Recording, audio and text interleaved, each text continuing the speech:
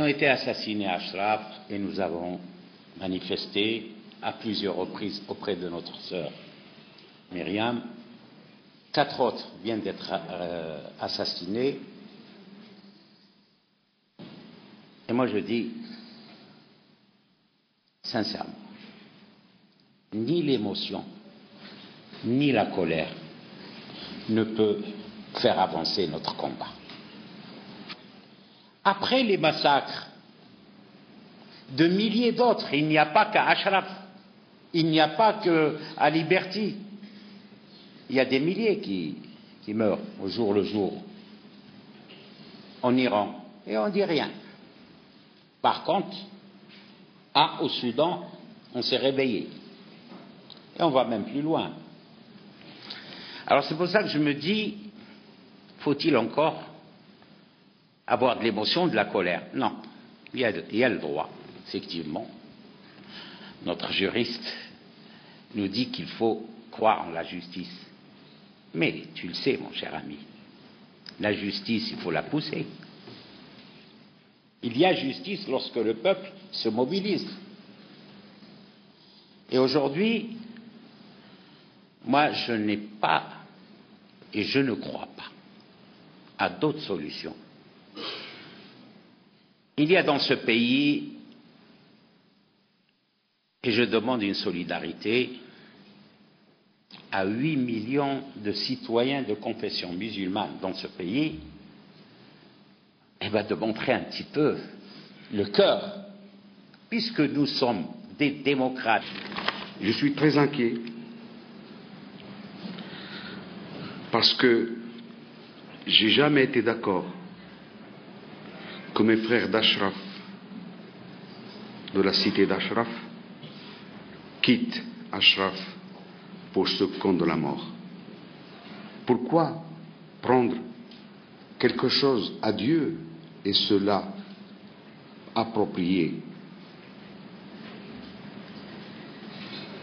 Nos frères d'Ashraf ont besoin de nous.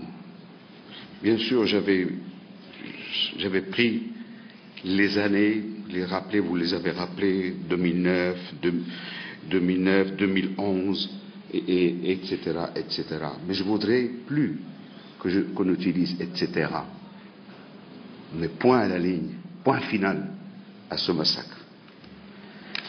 Je propose qu'on crée un comité de la défense de nos frères d'Ashraf et que nous puissions le diffuser à travers les moyens qui sont nécessaires pour composer ce comité des musulmans. Et pourquoi pas un comité œcuménique, puisque mon très cher ami l'évêque Gaillot est présent. Et c'est à ce moment-là, la religion dira à ceux qui prétendent représenter la fausse religion, eh bien, on ne vous laissera pas faire.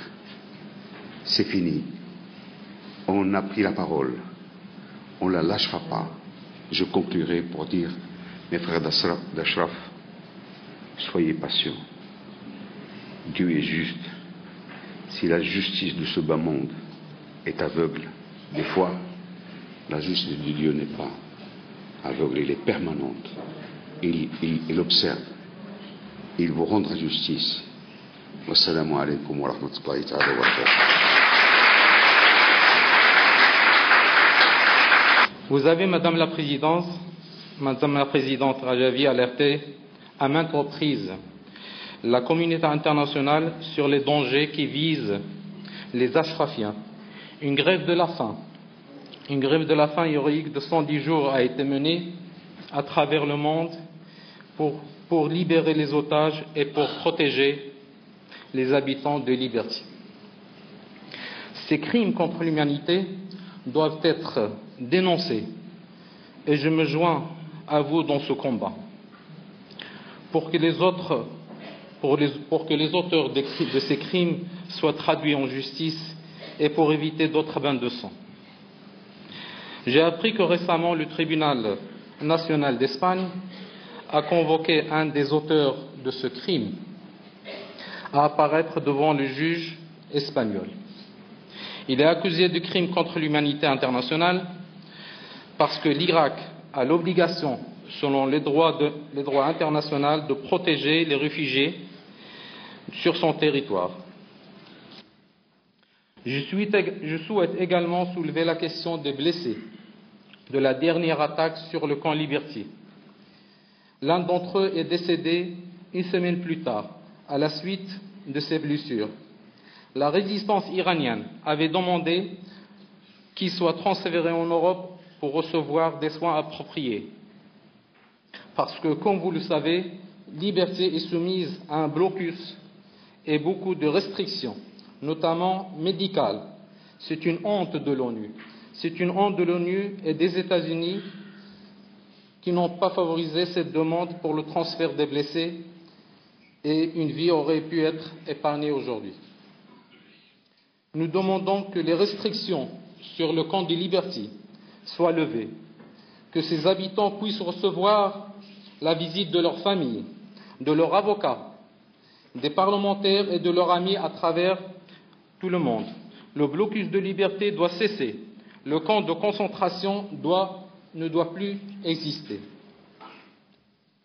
2 autres blessés, Hassan Mohammadi et Khosrow Rezaï, qui sont dans un état de santé gravissime, doivent être autorisés à être transférés immédiatement en Europe pour recevoir des soins.